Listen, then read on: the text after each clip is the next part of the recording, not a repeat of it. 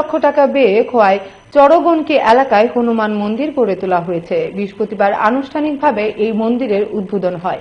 এ উপলক্ষে সকাল থেকে চলে পূজা অর্চনা। সেখানে উপস্থিত ছিলেন বিশ্ব হিন্দু পরিষদের সংগঠন মন্ত্রী ডক্টর দীনেশ তিওয়ারি, সমাজসেবী অভিজিৎ দত্ত ভৌমিক প্রমুখ। এলাকায় প্রথমবারের মতো হনুমান মন্দির স্থাপিত হওয়ায় খুশি স্থানীয়রা।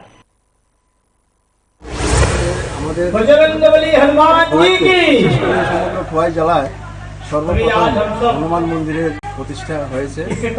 আমাদের অ্যাকচুয়ালি খোয়াই জেলায় দীর্ঘদিন সবার একটা আকাঙ্ক্ষা ছিল যে একটা হনুমান করা যায়। আমাদের বিশ্ব হিন্দু পরিষদ খোয়াই জেলার পক্ষ থেকে এগিয়ে আসে এবং বিশ্ব হিন্দু পরিষদের পক্ষ থেকে তাদের ঐকান্তিক প্রচেষ্টায় মন্দিরের প্রতিষ্ঠা হলো এবং মন্দির সংলগ্ন যে রাস্তা